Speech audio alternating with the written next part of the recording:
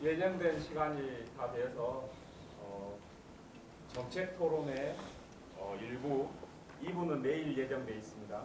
1부 순서 시작하도록 하겠습니다. 오늘 사회를 맡은 광주연구원 미래전략연구실장 김봉진입니다. 반갑습니다.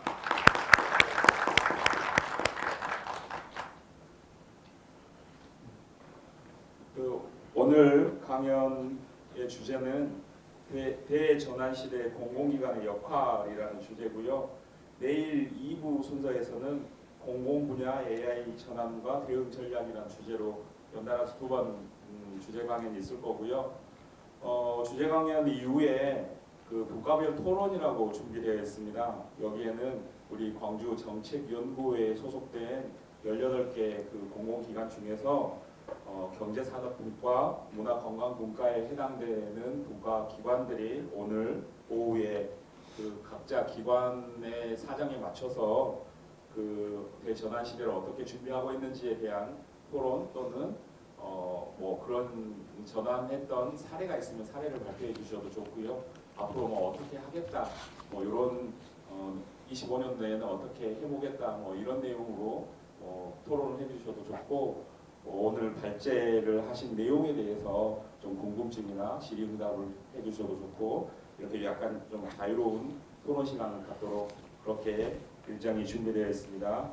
그러면 오늘 기조 강연을 맡아주실 강연자 오늘 소개해드리겠습니다.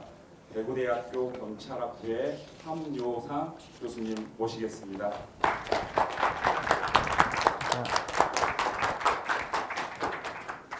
방금 소개받은 대구대학교 함요상입니다. 다시 한번 인사드리겠습니다.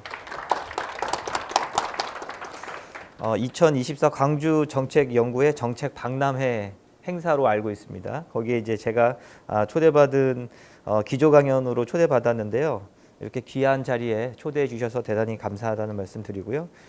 우리 그 연구원 원장님하고는 뭐 개인적인 친분도 있고 워낙 그 전 이사 조직에 계셨을 때도 이런 그 연구원과 관련된 그다음에 정책과 관련된 많은 업무들을 하셨기 때문에 제가 아주 한달음에 흔쾌히 달려왔습니다.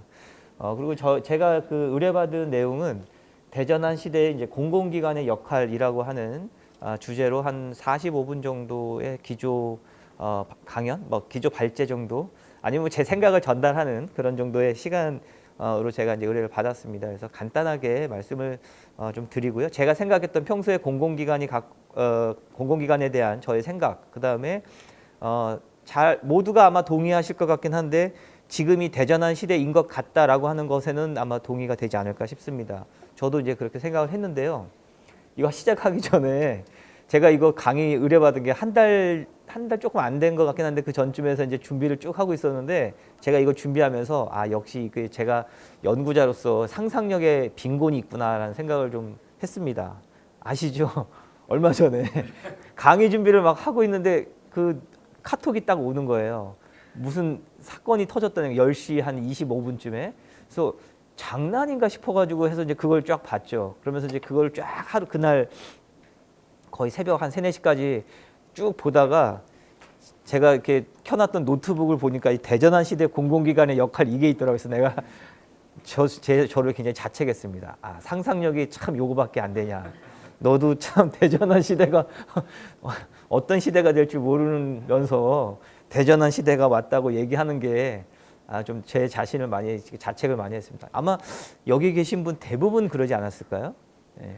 우리가 상상한 아마 대전환이라고 하는 그 용어의 내용보다 훨씬 더 큰 수준의 대전환이 올 뻔했는데 아직은 오면 안 되겠지만 그랬던 것 같습니다. 그래서 저의 그 수준이 딱 요 정도다. 제가 먼저 고백하고 말씀을 드리니까 요거 보시고 저거밖에 안 돼 생각하시면 제 수준이 그렇게밖에 안 된다고 고백하고 시작하겠습니다. 제가 준비한 내용은 크게 이제 새로운 사회의 모습은 어떤 모습일까라고 하는 거. 근데 제가 이제 말씀드렸지만 다 비슷한 내용을 공유하고 계실 것 같아요. 특히나 이제 그 제가 했던 모습 중에 하나가 내일 하실 AI 관련된 내용도 들어있기 때문에 이게 비슷하구나 그런 생각이 듭니다. 그다음에 이제 두 번째가 그 대전환의 어떤 방향, 속도는 이미 의미가 없는 것 같습니다. 예전에 그 빌 게이츠가 생각의 속도라고 하는 책을 썼는데요. 이제는 AI부터 해가지고 엔비디아에서 나오는 그런 그 그래픽 카드 만들던 회사가 이제 AI로 시대로 전환이 돼서 가는데 그 관련된 동영상을 제가 보니까 아 이제는 속도 자체가 의미가 없구나 그런 생각이 좀 들더라고요. 그래서 속도가 중요하지 않다면 그러면 뭐가 중요할까? 제가 생각했을 때는 방향이 중요한 것 같습니다. 이제 이미 방향만 정확히 잡으면 속도는 우리의 것이 아니고 이미 주변 환경이나 여건이 그렇게 끌고 가는 것 같습니다. 그래서 대전환의 방향에 대한 내용을 간단하게 좀 말씀드려 보고요. 세 번째는 그러한 사회의 변화와 새로운 변화와 그다음에 대전환의 방향 속에서 지방 공공기관들은 어떤 역할을 하는 게 필요할 것인가 라고 하는 내용을 한 4가지 정도로 정리를 해봤습니다. 그 다음에 그런 4가지의 역할을 하기 위해서 지방 공공기관들은 그 내부적으로 어떠한 혁신적 전략들을 갖춰가는 게 필요할 것인가 정도로 오늘 그 간단한 기조 강연을 드리도록 하겠습니다. 첫 번째로 새로운 사회의 모습인데요. 이거 뭐 다 이 정도는 충분히 예상하셨으리라고 생각이 듭니다. 첫 번째는 뭐 저출산 고령 사회라고 하는 거 이미 다 아실 거고요. 두 번째는 이제 4차 산업혁명이라고 하는 그런 내용들. 이것도 뭐 많이 들어보셨으리라고 생각이 듭니다. 세 번째는 인공지능의 시대. 네 번째가 이거는 사실 저희가 잘 인식을 못했던 부분이긴 한데 최근에 이제 많이 이게 화두가 된 것 같습니다. 외국에서는 이미 오래전부터 이게 준비되어 왔습니다만 우리나라는 이제 정책적으로도 그렇고 경제적인 어떤 여건 때문에 이 부분을 이제 알면서도 많이 이제 등한시한, 특히 이제 정부 사이드에서 기후 위기를 일부러 키우지 않은 그런 부분들이 좀 있긴 있습니다. 그러나 다가온 변화에 대해서는, 새로운 사회의 변화에 대해서는 도저히 뭐 이제는 더 이상 막을 수 있는 수준이 아니라는 생각이 들고요. 기후 위기도 아마 굉장히 중요한 새로운 사회의 변화 모습이 아닐까 생각이 듭니다. 이제 하나하나 좀 내용을 들여다보도록 하겠습니다. 첫 번째로 저출산 고령 사회인데요. 이거는 뭐 전 세계적인 상황은 아닌 것 같고 특히나 이제 우리나라에 해당되는 상황인 것 같습니다. 국가와 지역, 특히 이제 지역 같은 서울 수도권은 아직까지는 그래도 버틸만한데 지방으로 내려가면 굉장히 심각한 수준이죠. 지역 소멸을 지금 이제 고민할 수준이니까요. 제가 작년 12월 달에 일본에를 갔다 왔는데요. 일본 재난학회를 갔다 왔거든요. 근데 거기 이제 재난학회 전 회장님께서 이제 개별적으로 한국 그 연구자들하고 이렇게 만나서 얘기를 할 기회가 있었는데 그분이 그러시더라고요. 일본은 이미 이 고령화는 재난으로 인식을 하고 있다. 그래서 일본은 산불 나면 불 끄러 가지 말라고 한답니다. 산불을 끄는 이유는 인명피해가 생길까 봐 아니면 그 피해를 막기 위해서 이제 그런 거 산불을 끄는 건데 다들 고령화 되셔가지고요. 올라갔다가 다 불 끄기 전에 돌아가신답니다. 그래서 아예 들어가지 말라고, 불 끄지 말라고 그런답니다. 요즘은. 그럴 정도로 일본이 이제 고령화를 재난으로 인식할 수준 되었는데 우리나라가 거의 이제 거기 일본을 굉장히 빠르게 쫓아가는 부분인데 지금 이제 그런 식이 되어 있는 것 같습니다. 그다음에 노동력 부족, 이거는 뭐 저출생에 따라서 자연스럽긴 한데 그러다 보니까 그 노동력을 어디선가는 저기를 보충을 해야 되기 때문에 사회 구성이 이제 변경이 되는 거죠. 외국인이라든지. 그래서 최근 대학에 보면 제가 듣기로는 한양대 같은 경우는 외국인 유학생이 10,000명에 해당됩니다. 저희 학교만 해도 저희 학생 수가 한 14,000명쯤 되는데요. 그 중에 정원 내 14,000명인데 지금 외국인 유학생이 대략 한 2,100명 정도 있습니다. 외국인 유학생들이 그렇게 많고요. 그다음에 경상북도, 제가 이제 대구잖아요.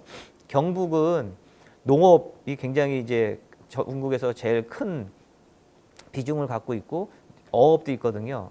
외국인 노동자가 없으면 어업, 농업 아무것도 못합니다. 과수원 사과 하나 딸 수가 없어요. 지금은. 그래서 그런 측면에서 보면 사회 구성의 어떤 변경이 불가피하다라고 하는 것. 그다음에 그러다 보니 뭐 사회적 갈등이 당연히 나타나게 된다라고 하는 거. 그다음에 이제 마지막으로는 인간 대체하는 기계라든지 AI 이런 것들을 통해서 노동시장 자체가 이제 변경이 불가피해진다라는 말씀 드릴 수 있겠고요. 이게 지금 여기가 2070년으로 보시면 되고요. 이게 잘 안 보이는데 이게 한 2040년쯤으로 보시면 됩니다. 그래서 이제 지금 이게 더 과거인데요. 이런 식으로 이제 우리 총 대한민국의 인구가 지금 대략 한 5천만 좀 넘어가는데 2070년쯤 되면은 이제 3천만으로 내려가고 이게 계속 이제 가속화될 것이다라고 하는 거고요. 피라미드도 마찬가지입니다. 이게 지금 한 현재 모습쯤 됩니다. 가장 안정적인 건 이렇게 이제 그 피라미드 형태가 가장 안정적이긴 한데 2070년쯤 되면 이제 역피라미드 형태로 될 것이다라고 하는 거고요. 인구 구성비도 마찬가지입니다. 이제 2070년쯤 되면은 거의 뭐 절반 정도가 65세 노인 인구로 해서 반 이상이 그래서 지금 이제 정부에서 지금 강조하고 있는 게 평생 교육 같은 거 굉장히 강조하잖아요. 그게 이유가 평생 교육으로 해가지고 그 사람들 계속 노동력으로 경제 인구로 활동시키지 않으면 정부가 부담해야 될 재정 부담이 너무나 커지기 때문에 불가피한 그러니까 어르신들 좀 즐거운 환경을 만들어 드리려고 하는 게 아니라 정부가 그렇지 않으면 감당이 불감당인 수준으로 갈 것이다라고 하는 거고요. 이건 뭐 학교에 있어서 제가 굉장히 민감하게 반응하는 건데 학령 인구도 굉장히 급속하게 줄어듭니다. 이 숫자가 잘 안 보이니까 제가 그냥 제 기억에 의존해서 말씀을 드리면 지금 현재 대략 45만 명쯤 됩니다. 고등학교 3학년 학생이 2024년도를 기준으로 45만 명쯤 되거든요. 그런데 2040년 지금으로부터 딱 15년 후가 되면 24만 명이 됩니다. 24만 명이 됩니다. 대략 딱 55% 절반이 없어져요. 절반이. 그러다 보니까 기계적으로만 봐도 지금 대학의 거의 절반은 없어진다라고 보시면 될 것 같습니다. 그만큼 이제 급격한 학령 인구의 변화가 생길 것이다라고 하는 거고요. 그 정도 하고 넘어가겠습니다. 두 번째로는 시간이 많지 않기 때문에 그냥 빨리빨리 할게요. 두 번째는 4차 산업혁명입니다. 2016년도에 아마 스위스 경제포럼, 다보스 경제포럼에서 처음으로 이제 4차 산업이라고 하는 4차 산업혁명이라고 하는 용어가 이제 등장했다라고 하는데요. 잘 아시죠? 1차는 뭐 농업, 2차는 산업, 이제 굴뚝 공장이 만들어지고 3차는 이제 정보화가 만들어지고요. 4차는 이제 예전에는 인간의 편리성을 위해서 기계를 만들었다면 이제는 그 기계 자체가 사람 자체를 대체하는 어떻게 보면 이제 인간이 이제 소외되는 거죠. 노동 시장에서도 벗어나고 남는 건 이제 이제 뇌 하나 남는 거죠. 그러나 그 뇌조차도 AI한테 그 자리를 뺏길 가능성이 높아졌다. 그러면 이제 인간은 멸종되는 거죠. 당장은 아니겠지만. 그래서 뭐 흔히 아는 4차 산업의 여러 가지 그 상황과 관련해서 예전에는 지금도 카드를 뭐 그냥 일본을 갔더니 아직도 현금 거래가 많더라고요. 카드 안 받는 데가 많고 현금 거래가 여전히 많던데 그나마 우리가 굉장히 발전했다라고 하는 우리 대한민국에서도 거의 이제 카드 쓰는데 블록체인 네트워크 거래는 아직까지는 좀 이제 걸음마 단계이긴 하지만 이제 시작이 됐다라고 하는 거고요. 이제 사물 인터넷 같은 경우 예전에 계산기 손으로 했다라고 하면 이제는 원격으로 모든 떨어져 있는 기계나 이런 것들도 조작이 가능하고 걔가 나한테 알람도 주고 내가 거기에 반응도 하고 하는 이제 사람과 사물이 상호 정보를 교류하는 그런 시대로 바뀌었고요. 그다음에 예전에는 사람이 직접 기계를 조작했다라고 하면 이제는 그 조작하는 사람조차도 AI로 로봇이 이제 대체하는 그런 시대, 로보틱스라고 하는 그런 이제 새로운 산업들이 이제 생겨나기 시작했다라고 하는 겁니다. 세 번째는 뭐 인공지능 시대인데요. 이건 뭐 제가 말씀드리지 않아도 너무 잘 알기 때문에 한 가지만 좀 말씀을 드리면 챗 GPT가 그 100만 명을 달성하는데 딱 5일 걸렸다라고 하더라고요. 그런데 아이폰 1세대 아시죠? 까만색 그 아이폰 1세대가 100만 대를 파는데 74일이 걸렸고요. 지금 현재 챗 GPT가 대략 2억 명 이상의 가입자인데요. 넷플릭스가 1억 명 가입시키는데 7년 걸렸거든요. 7년 걸렸는데 챗 GPT는 대략 한 2년 또 안 돼가지고 2억 명 이상 지금 이제 가입자를 확보했다라고 하는 거죠. 그래서 이런 것들을 통해서 보면 뭐 다 한 번쯤은 써보셨거나 아마 써보신 걸 대충 옆에서 보셨을 텐데 저도 이제 써봤거든요. 이제는 이제 초불확실성의 시대로 이제 5일 만에 100만 명씩 가입하고 하다 보니까요. 그런 시대를 이제 도입했다라고 하는 거고요. 그다음에 이제 기후 위기에 대한 얘기입니다. 생태계 파괴, 그다음에 생물 다양성이 이제 감소하고 있다라고 하는 거고요. 여기 보면은 모자이크 꼬리쥐라고 하는데요. 얘가 아마 기후 위기로 인해서 멸종된 최초의 동물이라고 하더라고요. 호주에 있는 뭐 섬에 있는 이 동물인데 뭐 쥐죠, 쥐인데 이 해수면이 상승하면서 멸종한 그런 쥐로서 기후 위기가 가져온 첫 번째 멸종종 동물, 그게 이제 얘랍니다. 그다음에 두 번째는 식량 부족, 그다음에 자원 고갈로 해서 인간의 생존이 이제 위협받을 것이다라고 하는 그런 것들 뭐 다 아시겠지만 현재 22억 명 정도, 그러니까 우리 지금 현재 지구상에 대략 한 80억 정도가 산다고 얘기를 하던데 22억 명이니까 대략 한 조금 크게 잡으면 한 7, 8% 되고요. 좀 극단적으로 얘기하면 3명 중에 1명은 지금 현재 깨끗한 물을 자기가 원하는 시간에 원하는 양만큼 그걸 이제 사용하지 못하는 그런 사람들이라고 하죠. 결국은 그런 과정이 계속된다 보면은 생존에 위협을 이제 받게 되는 것이고요. 그다음에 이제 그 기후 위기 때문에 실제로는 아이들을 낳지 않겠다라고 하는 비출산의 이유가 아직까지 우리나라는 뭐 그렇지 심한치 않은 것 같은데 제가 여기 지금 보면은 미국 여성 20대에서 45세까지 20살에서 45살의 여성을 대상으로 봤을 그 조사를 해보니까 대략 한 33% 정도가 나 환경 불안 때문에 애 안 낳을 거야라고 하는 좀 약간 선진적 이유인 것 같기도 하죠. 뭐 돈이 많이 들어서 집이 없어서 뭐 봐줄 사람이 없어서가 아니라 우리 애가 이러한 그 환경 오염된 시대에 살아가게끔 하고 싶지 않다라고 하는 이유로 애를 낳지 않겠다라고 하는 그 저기가 이유가 대략 한 3분의 1 정도 된다고 하더라고요. 그래서 이제 이런 것들을 통해서 기후이기 때문에 사회적, 경제적 불안정성은 뿐만 아니라 국가적 갈등까지도 이제 예견이 되는 그런 시대가 됐다라고 말씀드릴 수 있을 것 같습니다. 이게 지금 여기 나오네요. 자, 그다음에 이제 두 번째는 대전환의 이제 방향을 좀 말씀드리고 싶습니다. 어떤 식으로 새로운 시대의 어떤 방향이 어떻게 갈 것인가라고 하는 건데요. 근데 사실 이제 제가 그 뽑았던 단어는 해체와 융합인데요. 뭐가 해체되고 뭐가 합칠 거냐라고 하면 제가 생각했을 때는 경계가 해체되고 경계 간에 융합이 이루어지지 않을까 이제 그런 생각이 듭니다. 그러니까 해체와 융합은 사실 같은 맥락에 있는 거죠. 묶여 있는 거죠.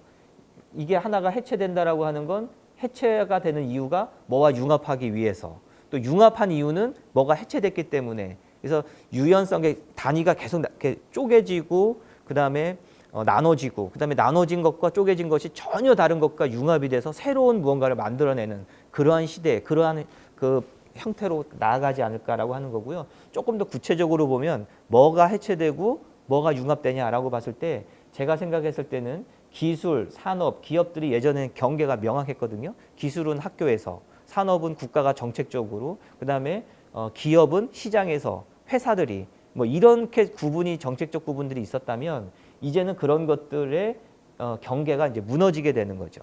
기술도 그냥 기업에서 바로 기술하고요. 연구소 하고요. 그다음에 회사도 학교에서 바로 회사 차립니다. 학교 회사, 기업 회사라는 이름이 이미 있거든요. 산업도 이제는 국가 간이 아니라 그냥 대한민국에 있다가 반도체 산업 여기서 보조금 안 주고 미국 준다 그러면 미국 가는 거죠. 이런 식으로 시장과 경계, 전통적인 어떤 이런 것들이 다 해체되어 가고 있다, 가는 거 아닐까라고 하는 생각이고요. 두 번째는 아마 우리 지금 공공기관과 직접적으로 연관이 되어 있을 부분이긴 한데 향후에는 공공과 민간의 경계가 해체될 것 같습니다. 솔직히 얘기하면 지금 여기 보니까 뭐 경제지능 상생일자리재단, 여성가족재단, 글로벌 광주방송 쫙 있잖아요. 광주 관광공사, 이게 공공기관들 다 있는데 이 중에서 민간이 못하는 일들이 있을까요? 왜 이게 공공기관이니까 당연히 이건 공공기관이 해야지라고 생각을 하고 있지만 이걸 시장에다가 주면 어느 기업에다가 아니면 어떤 단체에다가 민간 단체에다가 준들 거기서는 못할 것 같냐? 제가 생각했을 때는 다 할 수 있어요. 다 할 수 있을 것 같습니다. 좀 이따도 보겠지만은 심지어는 뭐까지? 우주개발까지, 군사까지, 국방까지 이제 다 민간으로 넘어가고 있는 시대거든요. 그래서 안 하는 거지 못 하는 게 아니다라고 하는 거고요. 그래서 그런 경계가 사라질 것 같다라고 하는 거고요. 더 나아가서는 이제는 사람이냐 기계냐 모호해지는 그 경계조차도 사라질 것 같다. 그게 이제 제 생각입니다. 동시에 그러다 보니까 기술 간, 산업 간, 그러니까 같은 기술 내에서도 그렇고 이걸 구분을 넘어서서 카테고리를 넘어서서 기술과 산업 간 서로 융합이 이루어질 것이다라고 하는 것. 그다음에 공공과 시장도 융합이 이루어질 것이다라고 하는 거고요. 그다음에 인간과 기계도 융합이 되는 시대로 갈 것이다. 그런 생각이 듭니다. 하나씩 좀 보면은 첫 번째로 기술과 산업과 기업의 경계가 해체될 거다라고 하는 건데요. 이거 뭐 아시는 분 아시겠지만 이게 좀 흐려서 잘 안 보이는데 요거 이름이 프라다 폰이거든요. 들어보셨는지 모르겠어요. 2006년도에 나왔던 LG에서 나왔던 그 당시 핫 아이템이었습니다. 없어서 못 팔았던 그런 아이템이고 지금은 뭐 LG가 스마트폰 사업을 접었습니다만 그 당시에는 그냥 그 뭐랄까요 괴짜들이 그냥 명품에다가 이렇게 자기 핸드폰에다가 명품 이렇게 박는 정도 수준이었는데 이제는 그 당시에는 프라다라고 하는 브랜드와 그 스마트폰이라고 하는 그냥 기술이 합쳐져서 프라다 폰이라고 하는 것이 나왔던 2006년도 얘기고요. 그다음에 넷플릭스 같은 경우는 TV 산업과 영화 산업이 이제 융합되는 거죠. TV는 PD들을 중심으로 한 그 스테이션 방송국이라고 하는 플랫폼이 있었고요. 영화라고 하는 것은 그 프로젝트 베이스죠. 영화사라고 하는 것이 만들어져 가지고 이제 2-3시간짜리 영상을 찍고 그걸 이제 그 극장이라고 하는 것을 통해서 송출하고 했는데 이게 넷플릭스라고 하는 것으로 합쳐져서 이제는 영화 감독들이 넷플릭스에 가서 영화 찍고 그거를 테레비라고 하는 플랫폼을 통해서 방영하거든요. 그래서 영화 산업과 TV 산업이 합쳐지는 산업과 산업 간의 경계가 해체되는 그런 게 있었고요. 이거는 뭐 유명한 그림일 수 있는데 요거는 현대자동차고요. 요거는 그 보스턴 다이나믹스가 만들어낸 로버트입니다. 되게 유명한 이 사족보획 로버트거든요. 우리가 뭐 개 강아지라고 생각할 수 있지만은 이게 서로 마주 보고 있잖아요. 이제 이게 예전에는 로봇과 자동차가 전혀 다른 어떤 산업이나 기술의 분야였지만 이제는 하나로 합쳐집니다. 그 경계가 없어지는 거죠. 나중에 다음 거기도 보겠지만 그 다음 게 뭐냐면 로봇 안에 사람이 있는 거거든요. 로봇 태권브이 혹시 기억나시나요? 철이가 여기 머릿속에 로봇 태권브이 타고 이렇게 다니잖아요. 그럼 그 로봇 태권브이는 자동차입니까? 로봇입니까? 걔가 그거 타고 다니거든요. 이제는 그래서 아마 우리 여기도 광주에도 있을 텐데 퓨처 모빌리티라고 하는 이제는 자동차라는 말을 쓰지 않습니다. 모빌리티라는 말, 이동 수단이 꼭 자동차일 필요는 없는 거예요. 그래서 이제 그런 경계들의 해체가 일어날 거다라고 하는 거고요. 요거는 이제 공공과 민간의 경계가 해체될 거다라고 하는 건데 이게 잘 아시다시피 스페이스 X 얘기입니다. 일론 머스크 그 사람 여기 이제 사실 동영상이 있는데요. 시간 관계상 그냥 동영상을 보진 않겠습니다. 스타쉽 5 보시면은 우주로 나갔다가 얘 다시 들어와서 이렇게 젓가락으로 탁 잡잖아요. 공중에서. 그게 아마 우리가 인류가 갖고 있는 가장 큰 로켓의 가장 진보된 기술이라고 하거든요. 이제는 우주를 왔다 갔다 하는 거예요. 그냥 우리 그 셔틀 왔다 갔다 하듯이 우주 셔틀처럼. 그거 예전에는 그 나사라고 하는 공공기관, 정부기관에서 했는데 지금은 스페이스X라고 하는 민간 기업에서 합니다. 우주 개발 그거 민간에서 하거든요. 당연히 그건 국가에서 할 거라고 생각했지만 이제는 민간에서 합니다. 공공과 민간의 구분 없어졌다. 그런 말씀 드리고요. 공공재가 어떤 재냐 잘 아시다시피 배제할 수도 없고 그 다음에 경쟁하지도 않는 재화가 공공재라고 해서 대표적인 게 뭐 국방, 경찰 뭐 이런 거 많이 얘기하시잖아요. 근데 그게 지금 민간에서는 못하냐? 다 하고 있습니다. 아시잖아요. 우크라이나 러시아 전쟁할 때 대부분 러시아도 그렇고 누굴 씁니까? 용병 씁니다. 미국 사람들은 중동에 가면 다 티가 나잖아요. 외국인들 코 크고 이런데 쓸 수가 없어요. 어떻게 합니까? 아랍 용병들 씁니다. 미국에서 전쟁할 때 그런 거죠. 자, 그다음에 세 번째는 뭐 잘 아시다시피 요거는 영화 알리타 베트렌젤이라고 하는 그 장면이고요. 요거는 로보캅이라고 하는 영화 장면입니다. 로보캅 이거는 잘 못 보셨을 수도 있는데 이건 최근에 나온 영화가 이건 좀 오래된 영화긴 한데 최근에 나온 이 영화를 보면 얘가 기억, 메모리, 그다음에 추억 이것만 사람이고 나머지는 다 이제 사이보그 인간이에요. 근데 얘는 자기가 사이보그라고 하는 걸 잘 인식하지 못합니다. 인간이라고 생각해요. 아버지가 있거든요. 아버지가 사람이에요. 아버지는. 근데 얘도 자기는 몸은 다 기계인데 자기는 이제 사람이라고 인식을 하고 있죠. 아빠의 사랑을 직접 이렇게 해요. 그러니까 이 영화에서 질문은 도대체 인간이 뭐냐? 뭐가 인간인 거냐? 얘 착하거든요. 그 사람 죽이고 하는 그런 사이보그가 아니라 고스란히 딸과 같은 추억을 갖고 있는 그리고 아빠의 그 소통이 잘 되는 그런 인간관계를 갖고 있으면 그게 자식 아닌가? 이런 질문들을 하고 있는 거죠. 아무리 그 몸이 사이보그라고 할지라도. 로보캅도 마찬가지죠. 뭐 여기도 몸은 다 저기고 머리하고 뇌만 이제 경찰의 그걸 갖고 있는 거죠. 뭐 이런 것들을 이제 보면은 이젠 인간과 기계의 경계가 해체되고 있는 과정인 것 같다라고 하는 거고요. 동시에 이제 그 해체가 새로운 이제 융합으로 이루어지는 겁니다. 로봇 태권브이 같은 비슷한 여기 안에 사람이 타고 있거든요. 그러면 이거는 도대체 자동차도 아니고 로봇도 아니고 얜 뭐지? 이런 생각이 들거든요. 우리 로봇 태권브이 생각하시면 되겠네요. 그냥 이젠 자동차라고 하는 그런 전통적인 그 구분 기준은 필요 없다는 거죠. 그냥 이동 수단인 거죠. 전통적 구분이 아닌 기능적인 어떤 융합을 통해서 새로운 경계가 새로운 영역들이 경계 없이 융합되고 있다라고 하는 거고요.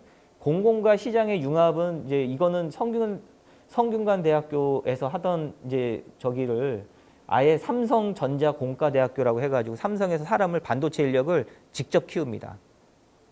반도체 대학을 기업에서 직접 사람을 학생들을 키워요. 예전 전통적으로 교육은 공적인 영역에서 그 반값 등록금 이게 다 정부 재정으로 들어가는 거잖아요.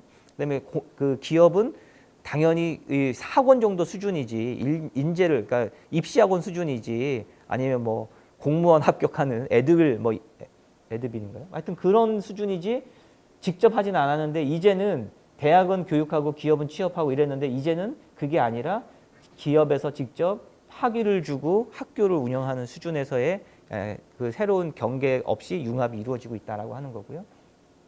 이거는 웨어러블 기계죠. 사람과 기계의 통합을 넘어서 이제는 이제 일체화되는 겁니다. 걸을 수 없는 사람이 요 기계를 활용해 가지고 이제 좀 자연스럽게 장애를 가지고 있는 사람들이 걷게 되는 거죠. 그러면 이건 이 사람은 걸을 수는 없지만 기계를 통해서 이게 하나의 뭐랄까요 완전체가 되는 거죠. 그래서 사람의 몸은 아니지만 이 사람을 볼 때 우리가 이걸 그냥 이 전체를 하나의 사람으로 보지 여기까지는 사람이고 요 밑에는 이 기계야 이렇게 보지는 않지 않습니까? 그래서 인간과 기계가 융합되는 시대, 그 다음에 공과 사가 융합되는 시대, 그 다음에 영역과 전통적인 영역들이 서로 막 융합이 되는 그런 시대로 나아갈 것이다 라고 하는 거고요. 여기서 우리 공공기관에 주는 인사이트라고 할까요? 하나의 통찰은 지금 어떻게 보면 되게 위기인 거죠. 각자 이제 자기 재단이나 자기가 몸담고 있는 공공기관이 있을 텐데 이것도 언젠가는 민간으로 넘어갈 수도 있겠구나.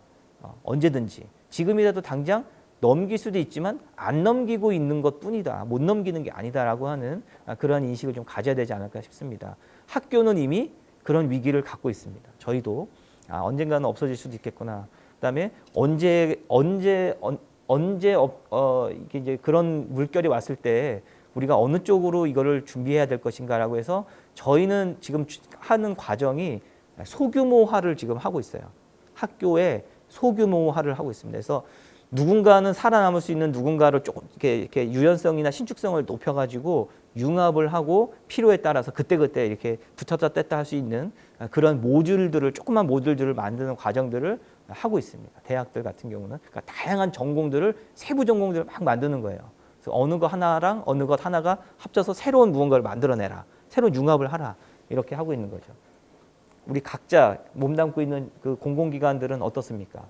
다른 건 잘 모르겠고 우리 영역 딱 그냥 칸막이 쳐서 우리 것만 잘할 거야 이렇게 하는 순간 어느 날 이렇게 눈 떠보면 다른 데는 이미 다 이제 융합되어 있고 우리만 혼자 고립되어 있어서 다른 데가 누가 그냥 덥석 이렇게 잡아먹을 수 있는 그런 위기의식을 좀 가져야 되지 않나 생각이 듭니다. 너무 비관적인 말씀을 드렸나요? 언제가 될지는 모르겠습니다. 자, 그러면 이제 그런 과정 속에서 우리 지방 공공기관은 이러한 그 대전환의 모습, 대전환의 과정 속에서 어떤 역할들을 하는 게 좀 필요할 것인가 말씀을 좀 드리면 전 4가지 정도를 좀 말씀드리고 싶습니다. 첫 번째가 인클루시비티라고 해가지고 일종의 포용성 같은 거죠. 포용. 근데 포용인데 뭘 포용하는 거냐? 사람을 좀 포용하는 그러한 공공기관이 됐으면 좋겠다라고 하는 거고요. 두 번째는 지속 가능성을 좀 확보했으면 좋겠다라고 하는 건데 그 지속 가능성이라고 하는 건 여기서 말하는 환경과 경제라고 하는 건 이제 지역 경제를 얘기하는 거죠. 그다음에 세 번째가 이노베이션. 혁신은 혁신인데 어떤 혁신?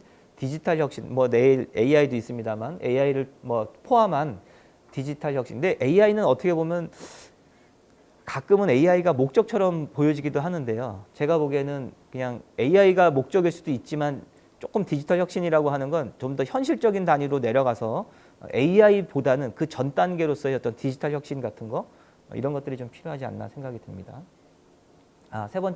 네 번째는 자치와 거버넌스인데요. 자치는 이제 주민 자치를 얘기하는 겁니다. 이거는 꼭 제가 뭐 전공의 이런 문제가 아니라 아까도 말씀드렸지만 이런 시대적인 어떤 경계도 없어지고 새로운 시대가 막 오다 보니까 뭘 합쳐가지고 큰 공룡을 만들기보다는 작은 단위로 소규모 해가지고 살아남는 게 훨씬 더 가능성이 생존의 서바이벌의 가능성이 높다라고 하는 거고요.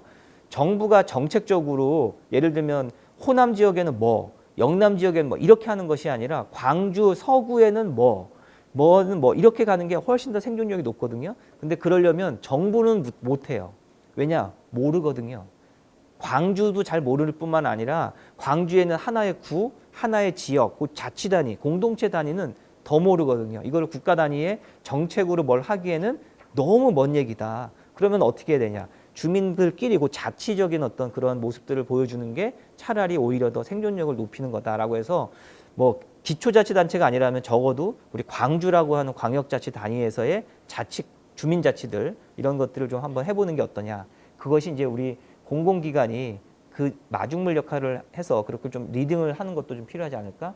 그런 겁니다. 그래서 각각의 내용들을 좀 한번 보도록 하겠습니다. 첫 번째는 이제 사람에 대한 포용이 좀 필요하다라고 하는 건데요.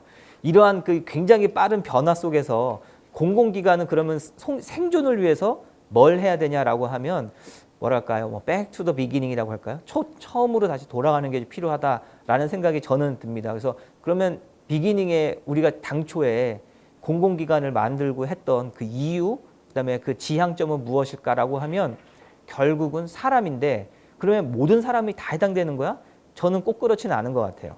우리가 모든 주민들을 다 이렇게 하겠다 이런 건 제가 보기에는 공공기관에는 별로 맞지 않은 것 같고요. 그러면 누구를 타겟팅할 거냐라고 하는 것에 이제 조금 초점을 맞춰본다면 이게 좀 그래프가 어렵긴 한데요.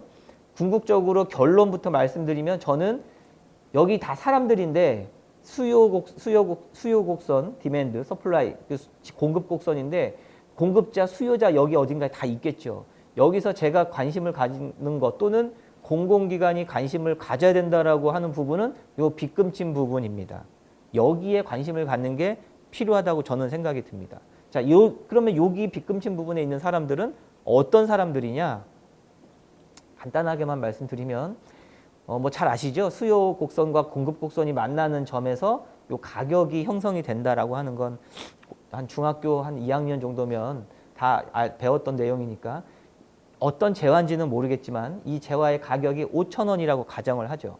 그러면 요게 수요자 아닙니까? 그러니까 마트 가서 사 먹는 소비자들이라고 보시면 돼요.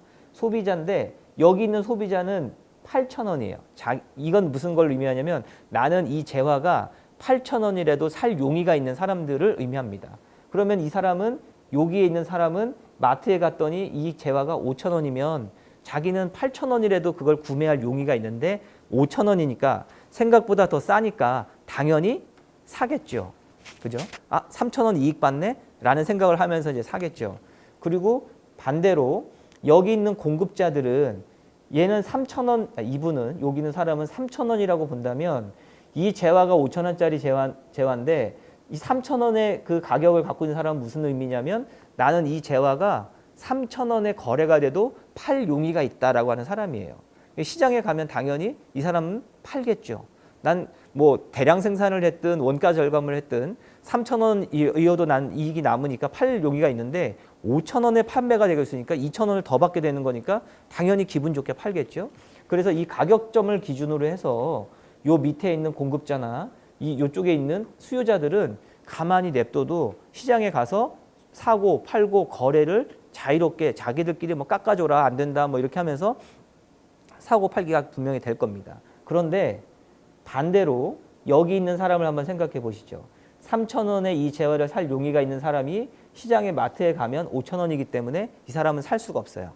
이 재화를 구매하지 못합니다. 반대로 8,000원 정도는 되어야만 팔 수 있다라고 하는 이 공급자도 마트에 가면 팔수록 3,000원씩 손해가 나기 때문에 팔기가 어렵겠죠. 그러니까 이쪽을 기준으로 가격점을 기준으로 이쪽에 있는 수요자와 이쪽에 있는 공급자들은 시장에 참여할 수가 없거나 시장에서 거래를 자유롭게 할 수가 없겠죠. 그러다 보니까 이 사람들은 이 시장, 이 거래에서는 자꾸 밀려나게 되는 거죠. 일종의 경쟁의 루저가 되는 거죠. 루저들이 되는 겁니다. 자, 그런데 문제는 이 재화가 5,000원짜리 이 재화가 그냥 뭐 먹고 사는데 지장 없는 거라면 상관이 없는데 먹고 사는데 아주 필수적인 재화다 또는 필수적인 서비스다라고 했을 때는 어떻게 될까요? 여기 있는 사람들은 여기 빚금칠한 사람들, 즉 여기 있는 수요자, 여기 있는 공급자들은 시장에서 계속 배제가 되는 순간 어떻게 됩니까? 죽는 거죠, 뭐. 극단적으로 가면 루저가 끝까지 가면 죽는 거죠. 어차피 시장은 약육강식의 상황 저기 아닙니까? 먹거나 먹히거나 못 먹으면 먹히는 거죠. 그래서 결국에는 여기 있는 사람들은 시장에서 도태되거나 루저가 돼서 그러니까 생존을 할 수가 없죠. 바로 공공기관은 어디를 포커스를 잡아야 되냐라고 하면 여기 있는 사람들을 향한 서비스나 아니면은 재화의 공급이 이루어져야 되지 않을까 저는 그렇게 생각합니다. 그럴 때만이 공공기관으로서의 의미와 존재감을 우리가 확인할 수 있다라고 하는 거죠. 그렇지 않으면 그냥 민간을 통해서 줘도 얼마든지 할 수 있습니다. 돈의 문제가 들어가 있기 때문에. 자, 그래서 사회 환경에 어떤 혁명적인 변화가 있고 굉장히 어떤 시대가 올지 모르는 그런 불확실한 시대여도 결국은 우리가 지향해야 될 포인트는 어디냐? 뭐 효율성도 좋고 AI도 좋고 컴퓨터도 좋지만 결국은 사람에 대한 것에 대한 가치를 놓쳐서는 안 되겠다라고 하는 거고 사람 중에서도 시장에서 배제될 수밖에 없는 사람들에 대한 관심과 어떤 서비스, 정책 이런 데다가 좀 포커스를 두는 것이 필요하겠다 말씀이고요. 두 번째는 이제 환경과 경제인데요. 스마트팜이라고 하는 거죠. 이게 사실은 이제 사진을 찾다가 못 찾아가지고 저희 학교 대구대학교에서 하고 있는 스마트팜이고요. 이 스마트팜의 지금 여기 종류는 딸기입니다. 딸기. 그래서 제가 여기 가보기도 했거든요. 대략 한 1,000평 정도 되거든요. 여기가. 근데 여기는 보통 우리가 식물을 키우는 걸 그로우라고 하잖아요. 영어로 그로우라고 하는데 그로우가 아니고요. 이 스마트팜은 메이크, 그로우 스트로베리가 아니고 메이크 스트로베리예요. 메이크는 만드는 거잖아요. 공장에서 만드는 거예요. 그래서 그걸 왜 만드는 거라고 합니까? 라고 제가 여쭤보니까 어떻게 되냐면 이 딸기 그 모종 하나하나마다요. 관이 다 심어져 있어요. 하루에 75ml씩 영양분을 딱 준답니다.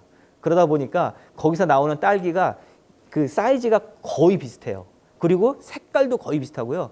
맛도 거의 비슷합니다. 그리고 맛이 굉장히 달아요.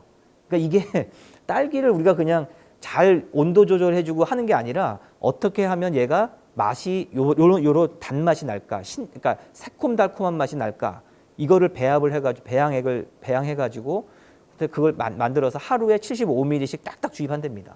그러면 사이즈도 비슷해지고 맛도 비슷해지고 우리가 마치 통조림 만들듯이 딸기들이 이 스마트팜에서 만들어지고 있더라고요. 그러니까 지난주부터 저희 학교에서 이거 판매하거든요. 한 팩에 12,000원이에요. 저렴하기도 하고 대구대학교 마크가 찍혀서 파니까 공신력도 있고 맛도 좋아요. 이제는 이런 시대가 됐다라고 하는 거고요. 환경과 관련해서는 이건 이제 웨이스트 하이어라키라고 하는데요. 이거 이제 EU 집행위원회에서 만든 건데요.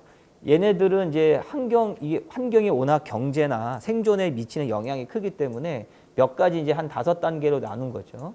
프리벤션 하면은 아예 못하게 금지를 하는 거죠. 어떤 것들은 리사이클링 뭐 이런 것들 때문에 아예 생산해내지 말아라. 플라스틱 같은 거는 아예 그러니까 예를 들면 플라스틱 빨대 이런 거 아예 이제 안 되게끔 한다든가. 그다음에 이제 재사용이 있습니다. 재사용, 리유즈라고 해가지고 우리 뭐 소주병 있잖아요.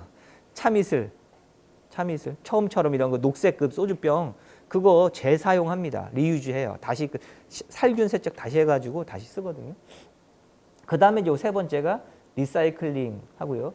리커버리 하면 여기서 자원을 뽑아내는 거죠. 자원 뽑아내서 하고 그래도 안 되면은 이제 매립하는 이런 식으로 이제 이런 그 쓰레기 줄이기 위한 그래서 그냥 예전에는 이런 거 없이 그냥 갖다 매립하거나 태웠는데 이제는 이런 과정을 거쳐서 환경을 최대한 보호하려고 하는 그런 노력들을 하고 있다라고 하는 거고요. 그다음에 이제 지역 경제의 롱테일 법칙인데요. 롱테일이라고 하는 롱테일의 경제학이라고 하는 그 책에 보면은 그런 게 있더라고요. 그 음반사 있잖아요. 음반사를 보면은 이제 그 노래라는 게 히트곡이라는 게 있잖아요. 그래서 뭐 몇 억 뷰를 받니, 얼마가 팔렸니, 몇만 장이, 몇백만 장이 팔렸니, 뭐 전 세계적으로 이런 걸 막 집계를 하는데 그러면 그렇게 집계되는 히트곡들이 그 회사, 레이블 그 컴퍼니들을 먹여 살리느냐? 그게 아니랍니다. 그게 먹여 살리는 게 아니고요. 진짜로 먹여 살리는 건 매일 꾸준히 하루에 한두 곡씩 팔리는 예스터데이 같은 거. 그다음에 뭐 마이웨이 이런 노래들 있잖아요. 그런 노래들이 꾸준히 스테디셀러들이 하루에 뭐 많이 팔리진 않지만 한두 곡씩 들려지고 꾸준히 들어가는 그러니까 하루에 빈도수가 많은 이렇게 끝에 있는 얘네들이 아주 극단적으로 히트곡 얘네들보다 기여하는 게 훨씬 크다는 거예요. 이걸 뭘 말씀드리고 싶으냐면 지역에 있는 지역 경제나 지역 기업들 있잖아요. 우리가 흔히 아는 뭐 삼성, LG 얘네들이 국가 경제에 굉장히 기여를 많이 한 것처럼 보이지만 실제로는 그 뒤에 있는 2차, 3차 벤더들부터 해가지고 지역 기업들이 없으면 국가가 운영이 잘 안 됩니다. 그러니까 말하자면 대기업들은 이 앞에 있는 히트곡 같은 애들이고 이 롱테일의 이 그 뒤를 받쳐주는 것은 지역 경제나 지역의 어떤 그 인력들을 흡수하고 있는 작은 지역에 있는 기업 경제 그 체인이라고 그럴까요? 생태계들. 그 생태계들이 이 지역을 받쳐주고 있는 거다. 그런 생각이 듭니다. 그래서 그쪽에다가 포커스를 맞추는 게 훨씬 더 중요하다. 그래서 저희 이제 대구대학교에서 얘기이긴 합니다만 저희가 이제 산업기술 이전과 관련해서 하는 거는 디아덜스입니다. 우리가 흔히 있는 대부분은 다 이게 좀 잘 나가는 기업들 여기 이렇게 하는데 4인 뭐 그러니까 5인 이하의 그 조그마한 기업들 있잖아요. 그다음에 10명, 20명짜리 아주 소규모 그 기업들이 갖고 있는 갈급이 그러니까 그 좀 부족한 부분이 있어요. 기술 개발이란 이런 것들을 거긴 투자가 안 되니까 그런 것들을 저희가 학교가 대신해 주는 거예요. 몇 개의 회사를 묶어서 교수 한 명이 연구 그 R&D를 대신해 주는 겁니다. 이런 것들을 하는 것이 훨씬 더 지역 경제나 대기업 하나 유치하는 것보다는 훨씬 더 역할이 중요하다. 아니면 더 임팩트가 크다. 그런 말씀을 드릴 수 있겠습니다. 뭐 디지털 혁신인데요. 디지털 플랫폼, 뭐 행정 효율화 이거 다 뭐 너무 많이 들었던 얘기들이라 이게 디지털 혁신이라고 하는 게 사실은 별거 아닌 것 같아도 사례만 한 가지만 얘기하고 넘어갈게요. 이제 자꾸 저희 학교 얘기해서 죄송하긴 한데 대구대학교는 총장 회의에는 이 서류를 가지고 들어갈 수 없어요. 물론 이제 패드 같은 거 있잖아요. 핸드폰도 괜찮긴 한데 보통은 이제 이 패드를 이제 하나씩 들고 가는데 그래서 A4 용지를 뽑지 못하게 합니다. 저희가 보니까 주간 회의 자료 보니까 총장 주간 회의 자료가 90페이지예요. 90페이지. 부서가 많다 보니까 90페이지짜리를 매번 한 30명씩 되는 그 위원들에게 거의 100페이지에 가까운 자료들을 매주 이제 드리는 거죠. 이제 그걸 못 하겠거든요. 그래서 저희가 한번 따져봤어요. 대구대학교에서 1년에 A4 용지를 얼마나 1억 4천만 원어치 사더라고요. 1억 4천만 원어치 A4 용지를 사고 있더라고요. 그래서 100% 다 줄이기는 현실적으로는 어려우니까 그건 안 되는데 그래도 몇 천만 원어치는 줄이고 있습니다. 지금 보면 이제 그런 것들이 어떻게 보면 간단한 아주 단순한 디지털 혁신일 수는 있긴 한데 근데 써보니까 나쁘진 않아요. 왜냐하면 종이는 거기다 막 메모도 하고 해서 좋긴 한데요. 찾을 수가 없어요. 너무 어려워. 막 이게 제가 정리를 잘 못해서 그런지 다시 한번 찾으려면 온 서랍을 다 뒤져야 되는데 패드에다 딱 저장해 놓고 하니까 메모해 놓은 것 불러오게 하면은 날짜만 잘 정리해서 놓으면 바로바로 이렇게 다시 찾아올 수도 있고 꽤 괜찮더라고요. 그래서 그런 부분들에 대한 작은 부분이지만 AI 너무 멀리 가지 말고 한 단계씩 우리가 할 수 있는 것들을 좀 하면 이런 것들이 좀 합쳐져 가지고 지역 혁신이라든지 조직 혁신 이게 효율화라든지 이런 것들을 좀 끌고 갈 수 있지 않을까 그런 생각이 들고요. 이게 이제 주민자치에 대한 이제 몇 가지 사례들을 말씀드리고 싶은데요. 아마 다들 한 번쯤은 가보셨던 곳이 아닐까? 한꺼번에 다 가진 않았지만 그 중에 한 군데는 가 보셨을 것 같기도 해요. 뭐 스위스의 인터라켄이라든지 프랑스의 아럴이라든지 독일의 네르트링겐이라든지 뭐 이런 도시들은 아마 보셨거나 가보셨거나 뭐 할 텐데요. 뭐 제가 시간 관계상 다 말씀드리진 않겠지만 여기 있는 사례들을 가만히 들여다 보면 세계적으로 굉장히 유명한 관광지이기도 하고 이 사람들이 관광을 하려고 한 게 아니에요. 자기들이 필요하다는 것을 스스로 하다 보니까 남들이 와서 보니까 너무 좋은 거죠. 그러니까 사람들이 계속 오는 거니까 그래서 관광 그 지역이 된 거죠. 근데 여기서의 핵심은 공통적인 걸 가만히 보면요. 대부분은 주민 주도, 주민 참여, 자원봉사, 그다음에 주민 회의, 그다음에 주민 참여, 그다음에 자원봉사 이런 것도 합니다. 스스로. 그러니까 주민이 스스로 결정하고 주민이 참여하고 주민이 공짜로 그걸 하는 거예요. 자기 필요에 의해서 일종의 자치의 개념이죠. 우리 그 예전에 그 집성촌들이 필요에 의해서 뭐 향약 둘에 뭐 하고 서로 도움 주고 받듯이 그런 식으로 자체적으로 필요한 것들을 결정하고 자체적으로 참여하고 자체적으로 거기서 결정해가지고 하다 보면 그게 이제 이런 식의 지역의 어떤 혁신을 이뤄내는 그리고 그 혁신이 바로 세계적인 어떤 관광지로 발돋움할 수 있는 그런 기회나 이런 것들을 제공하게 되는 거죠. 그래서 지역 거버넌스가 굉장히 중요하다. 그 지역 거버넌스 전에 주민들이 스스로 참여하고 결정하고 자원봉사하는 주민 자치까지 가는 게 굉장히 중요할 것 같다. 향후에는 그렇게 생각이 들고요. 마지막으로 시간이 조금 더 될 것 같긴 한데 혁신 그러니까 이런 과정 속에 지방 공공기관의 내적인 혁신 전략을 한 몇 가지만 간단하게만 말씀을 드릴게요. 혁신이 왜 필요하냐라고 하는 건데요. 첫 번째가 이제 링겔만 효과라는 게 있습니다. 링겔만 효과 들어보셨는지 모르겠는데 링겔만이라는 사람이 실제로 이제 실험을 해봤습니다. 어떤 실험을 해봤냐면 한 사람씩 이제 2명을 갖다 놓고 줄다리기를 합니다. 여기 지금 화면에 보시면 이거 많이 보셨죠? 그 오징어 게임에서 나왔던 장면이긴 한데 줄다리기 있잖아요. 한 사람씩 놓으면 이 사람이 63kg 정도의 이걸 당긴다고 합니다. 그런데 3명 했더니 여기 3대 3으로 했더니 그 63kg 당기던 사람이 53kg만 당겼다고 그래요. 8대 8로 했답니다. 8명씩. 그랬더니 처음에 63kg 당겼던 사람이 31kg만 당겼다고 해요. 이건 뭘 의미하냐? 줄다리기에 참여하는 수가 늘어나면 늘어날수록 한 사람당 공헌도는 떨어진다라고 하는 걸 얘기하는 겁니다. 그러니까 혁신이 필요한 이유는 처음에는 그 사람이 굉장히 열심히 했고 그렇지만 조직도 커지고 사람도 많아지고 그게 루틴하게 되면 자기의 기여도가 조금씩 낮아진다라고 하는 거죠. 이런 것들을 좀 극복하기 위해서는 개인별 명확한 책임도 부여하고 평가도 하고 우수자에게는 적절한 보상도 하고 페널티도 부여하고 이런 것들이 좀 필요하지 않냐. 혁신에 필요한 이유를 좀 말씀드린 거고요. 그다음에 한 서너 가지가 있는데 첫 번째로는 제가 이제 그래도 포기할 수 없는 가치가 사람 아니겠냐 했는데 한 조직 내에서도 사람에 대한 가치를 갖는 게 굉장히 중요할 것 같습니다. 기존에는 역량에 대한 기존 관념이 아닌 새로운 패러다임 접근이 필요하다고 했는데요. 역량을 물어보면 대체로 뭘 얘기했냐면 어떤 문제를 주고 이걸 너 어떻게 해결할 거야? 예전에 요즘 고등학생들한테는 대학 들어갈 때 뭘 묻습니까? 수학 문제 같은 거, 영어 문제 이런 걸 하잖아요. 문제를 풀라고 해요. 그다음에 기업에서 사람을 뽑을 때도 어떤 상황을 줍니다. 이러한 갈등 상황이 있는데 너 이거 어떻게 해결할 거야? 그래서 그걸 잘하면 역량이 있는 사람으로 했거든요. 근데 요즘은 그렇지 않아요. 왜 그러죠? 그냥 AI한테 물어보면 돼요. 이거 어떻게 하면 돼? 하고 물어보면 얘가 대충 알려줍니다. 그다음에 이미 선진적인 지혜들이 많아요. 유능한 인재란 어떤 인재냐? 혹시 블랙스완 효과라는 걸 들어보신 적이 있는지 모르겠어요. 블랙스완이라고 하는 게 스완이라는 게 백조잖아요. 백조라는 게 어떤 새입니까? 100마리가 있다가 아니라 하얀 새다라는 거 아닙니까? 이 새는 보니까 하얘.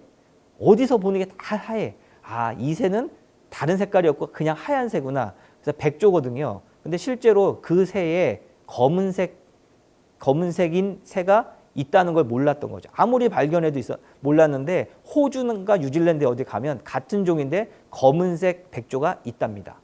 그러니까 그건 백조라는 말을 쓰면 안 되죠. 블랙스완은 형용 모순이 되는 거잖아요. 그게 블랙스완 효과인데 그게 무슨 말이냐. 기존에 우리가 가지고 있던 관념, 기존에 우리가 배웠던 이론 가지고는 설명이 안 되는 게 있는 거예요. 이걸 우리가 블랙스완 효과라고 하거든요. 그래서 요즘은 유능한 인재는 문제를 잘 해결하는 인재가 아니에요. 제가 생각했을 때는 요즘에서의 훌륭한 인재는 문제를 정의할 수 있는 사람인가. 데피니션을 해야 돼요. 이 문제가 뭐다라고 하는 것을 정의를 못하면 질문이 안 되는 거죠. 뭐가 뭔지를 모르니까. 그 다음에 대안을 자기 스스로 찾아볼 수 있는가. 뭘 시켜서 하는 게 아니라 스스로 뭔가를 찾아볼 수 있는가라고 하는 거고요. 그 다음에 그거를 자기가 집행할 수 있나? 다른 사람 도움 없이 자기가 스스로 해볼 수 있는가라고 하는 거고, 마지막으로는 해봤더니 실패했어. 해봤더니 성공했어. 그러면 그거를 피드백해서 실패는 보완하고 성공은 강화하고 하는 그런 피드백을 할 수 있는가. 이런 사람이 훨씬 더 유능한 사람이다라고 하는 거고요. 퀀텀 점프라고 하는 그런 얘기가 있는데, 이게 물리학에서 나왔던 얘기라고 해요. 여기 지금 그림의 바탕 그림이 대나무입니다. 이게 모소 대나무라고 하던데요. 많이 들어보셨을 거예요. 얘는 아무리 키워도 심어서 4년 동안은 딱 3cm 자란답니다. 어떻게 키워도 3cm 자라는데 5년째 되는 해에 하루에 30cm씩 자란대요. 그래서 보시다시피 굉장히 높잖아요. 15m 정도 자란다고 해요. 그래서 4년 동안은 3cm 자라지만 마지막 5년째는 15m를 자라는, 하루에 30cm씩 자라는 그런 거. 문제를 잘 해결하지 못하지만 정의를 잘하면 그 사람은 언젠가 굉장히 영향을 발휘할 수도 있다. 그래서 사람에 대한 새로운 관점이 필요하다라고 하는 거고요. 이 사람은 뭐 제이미 바디라고 하는 사람인데요. 이 사람이 27살에 EPL 유럽 잉글랜드 축구 프리미어 그 축구의 1군에 데뷔한 사람인데요. 얘가 16살에 방출돼 가지고 주급 5만 원 받던 선수였는데 2016년도에 그 어디죠? 제가 적어놨는데 레스터 시티라고 하는 1부 리그 가면서 주급이 1억 한 3천만 원. 연봉이 아니라 일주일 월부터 일요일까지 있으면 1억 3천씩 받는 그런 사람이 됐다라고 하는 거죠. 27살에 EPL 1군에 데뷔한 사람입니다.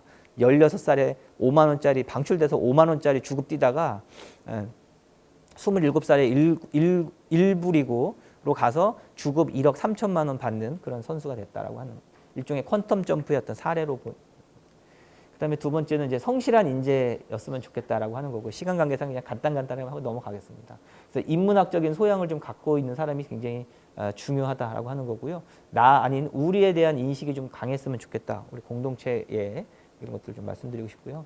이게 이제 이게 성실한 인재 사례로 제가 드린 건데, 미켈란젤로의 동기부여입니다. 미켈란젤로 잘 아시죠? 이 사람이 그린 그림이 이제 천지 창조라고 하는 이 시스티나 성당이죠. 그 바티칸의 시스티나 성당에 있는 건데, 요게 창세기입니다. 잘 아시죠? 요게 이렇게 손가락 이렇게 하는 천지 창조가 요겁니다. 요게 창세기고요. 저 이거 한번 가봤거든요. 성경 66권을 창세기, 뭐 출애굽기 이거를 이제 그림으로 표현했고, 요게 창세기, 요게 요한계시록이랍니다. 이 그림이 굉장히 웅장하잖아요. 이 미켈란젤로가 이 그림을 그릴 때 어딘지는 모르겠지만 구석탱이에서 굉장히 이렇게 힘들게 공들여서 땀을 뻘뻘 흘리면서 그림을 그리고 있었대요. 그랬더니 밑에 친구가 야, 그건 너무 높아서 잘 보이지도 않고 잘 그리고 있는데 뭐 그렇게 열심히 그리냐라고 했을 때 미켈란젤로의 대답이 아주 걸작이라고 그래요. 내가 안다. 다른 사람은 몰라도 나는 알지 않느냐. 내가 거기 대충 그렸다라고 하는 거는 내가 알지 않느냐. 그래서 이제 그런 식으로 해서 이런 좋은 그림을 그렸다라고 하는 그런 좀 성실한 인재가 좀 필요하지 않나 드리고 싶고요. 세 번째는 이제 학습하는 조직이었으면 좋겠다. 저도 이제 학생들한테 늘 할 때 잘리지 않고 싶으면 너 취업을 해서도 공부하는 사람이 되라. 신문 읽지 않더라도 꼭 여기다 끼고 다녀라. 만화라도 보지 않겠냐라고 하는데, 만평이라도 보지 않겠냐라고 하는데, 지식의 저주에 걸리지 않아야 생존할 수 있다라고 해서 우리는 내가 잘 알면 상대방도 잘 알 거라고 생각하죠. 소통이 잘 안 되는 그런 문제도 있습니다. 실제로 엘리자베스 뉴턴이라고 하는 사람이 실험을 해봤는데요. 아주 누구나 잘 알고 있는 120곡의 노래를 딱 들려준답니다. 그리고 들려주면서 이걸 이제 탭을 치는 거예요. 이렇게 그 캐롤 같은 게 있었다고 그래요. 이렇게 캐롤 같은 거 이렇게 치면 이거 저 사람들이 몇 곡이나 맞출 것 같아요. 청중들이. 그랬더니 이거 들은 사람이 이런 노래는 다니까 50%는 맞추지 않겠어요? 라고 했는데 120곡을 틀어줬더니 실제로 맞춘 곡은 세곡에 불과하답니다. 2.5%. 그러니까 나는 잘 알고 있기 때문에 이게 탭 치는 걸 사람들도 다 알 거라고 생각해서 열심히 탭을 쳤지만 정작 청중들은 저 사람이 무슨 노래를 듣고 이게 탭을 치는지 아무도 몰랐다. 겨우 세 곡을 맞췄을 뿐이라고 하더라고요. 그러니까 바로 이런 것들이 지식 정보가 갖고 있는 비대칭에서 오는 소통의 부재. 이러다 보면 공공기관은 어떻게 되는 거죠? 시민들로부터 멀어지게 되고 시민들로부터 외면받게 되고 신뢰가 떨어지게 되면 당연히 소멸되겠죠. 경계도 없어지는 판에. 그런 게 중요하다 말씀이고요. 마지막에는 이제 주민지향, 그 뭐 고객일 수도 있고요. 실제로 그 펜실베니아 와튼 스쿨에서 조사한 보고서에 따르면 서비스 자체의 불만보다는 응대에 대한 불만이 이제 64%가 훨씬 더 높다라고 하는 거고요. 그래서 그 와튼 스쿨에서 이걸 조사를 해봤대요. 실제로 불만족인 고객들은 어떤 행태를 보이느냐라고 했더니 아마 여러분들도 게시판에 고객의 난 뭐 이런 거 있지, 의견란 쓰는 거 있지 않겠어요? 거기에 보면은 뭐 불만이다 뭐 이런 얘기 쓰는 사람도 있겠죠. 공기업들도 그렇고. 자, 그런 사람이 한 기업에 직접 항의하기도 하고 입소문을 내기도 하고 험담을 하기도 하고 침묵하기도 한다는 거예요. 그래서 기업에 직접 항의하는 사람 한 명이 있다라고 하면 그게 한 6% 된다고 해요. 6%를 한 명이라고 본다면 친구들에게, 가족들에게, 동료들에게 입소문을 내거나 험담하는 사람은 31%쯤 된다고 합니다. 그러니까 한 5배쯤 되니까 5명쯤 되는 거죠. 침묵하는 사람은 한 60% 된다고 해요. 한 10명쯤 됩니다. 그러면 소문내는 사람은 어떻게 소문을 내냐? 한 명에게 전달, 뭐 와이프 정도 되겠죠. 6%. 두 명에게 뭐 와이프나 가족들이나 자식들 한 명, 뭐 요 정도 한 6%. 그다음에 3명 내지 5명에게 전달하는 사람은 뭐 10여 프로 정도 되는 것 같고요. 70%, 78%. 그다음에 6명 이상, 이게 빅마우스네요. 이런 사람들도 한 6%인가요? 제가 지금 정확히 숫자가 잘 안 보이는데. 그러다 보니까 실제로 계산해 보면 0.4명, 0.8명, 16명, 1.8명 뭐 이 정도 된다고 해요. 그러니까 여기 불만족 고객에 기업에 항의한 한 명이 있다라고 하면 여기 있는 사람들을 다 더하면 대략 32명쯤 됩니다. 그러니까 누군가가 이 기간 불만이에요. 어떤 사람이 저한테 너무 불친절하게 해요. 라고 누군가가 게시판에 글을 썼다라고 하면 곱하기 몇 명 해야 되는 거죠? 32 정도는 해야 진정한 의미의 우리 고객들이 이렇게 생각하시는구나 라고 한 명을 하고 생각하시면 안 된다라고 하는 거죠. 근데 이제 그게 우리를 돈 내고 서비스를 이용하는 고객이 아니라 시민이라고 한다면 시민들이 과연 우리 조직이 생존의 위험에 처해 있을 때 과연 어떤 반응을 보일 것인가? 당연히 없어져야지 라고 할 것인가? 아니면 저기는 없어지면 안 돼 라고 그러니까 방어를 해줄 것인가? 마지막으로 이제 한마디만 하고 마치겠습니다. 아직 배가 침몰하진 않았다라고 하는 말을 코닥이 했다고 해요. 코닥이 디지털 카메라 시장에 이제 필름 시장의 강자였는데 디지털 카메라가 이제 막 이렇게 나오는 그 과정에 코닥이 했던 말이 아직 배가 침몰하진 않았다. 이 얘기는 뭡니까? 아직 시간이 좀 남아 있어라고 하는 생각이었는데 그런 표현이었는데 지금 코닥이 카메라 시장에서 살아남고 있나요? 다른 거 하잖아요. 코닥 589 뭐 그런다고 그러는데. 그래서 좀 강한 걸 만들어서 살아남으려고 하기보다는 살아남는 자가 강하다라고 하는 그런 입장을 좀 바꿔본다면 지금 우리 공공기관이 이러한 변화의 시기에 어떤 역할, 그다음에 누구를 향해서 무엇을 해야 될 것인가 지금 이 시점에서의 역할들이 좀 나오지 않을까 생각이 좀 듭니다. 그래서 6,500만 년 전에 지금으로부터 시대를 가만히 상상해 보면 그때는 공룡도 있었고 바퀴벌레도 있었거든요. 그 힘센 바퀴벌레 강자라고 공룡 힘세고 강자라고 하는 공룡은 지금은 다 소멸됐고 힘 없고 되게 약할 거고 금방 없어질 것 같다라고 하는 바퀴벌레는 지금까지 살아남았거든요. 공룡은 꼬리에 바늘 자극이 바늘이 찔리면 바늘 따가워 하고 인식하는데 15분이 걸렸답니다. 바퀴벌레는 위험을 인식하는데 20분에 1초가 걸린답니다. 20분에 1초. 그러니까 위험을 감지하는 수준이 달랐던 거죠. 그래서 생존에 훨씬 더 유리하기 위해서는 우리가 굉장히 지금 민감하게 반응을 해야 될 때가 아닌가 그런 생각이 듭니다. 제가 한 10분 정도 더 한 것 같은데 죄송합니다만. 그러면 이것으로 강의를 마치도록 하겠습니다. 네, 감사합니다.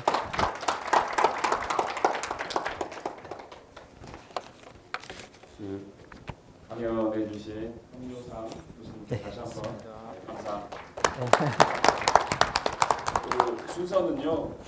잠깐 한 시간상으로 10분을 브레이크 타임을 하도록 되어 있는데 한 5분 정도만 브레이크 타임을 하고 그 이후에 여기 기관별 참석해 주신 토론자분들 나오셔서 질의응답을 해도 좋고 자기 기관의 사례를 소개해도 좋고 조금 자유로운 토론을 이어가도록 하겠습니다. 그러면 저기 뒤에 벽에 붙어있는 시계로 지금 3시 정각인데요. 3시 5분 정도까지 휴식을 취하시고 3시 6분에 다시 여기 시작하겠습니다. 네, 잠깐 휴식 시간을 갖겠습니다.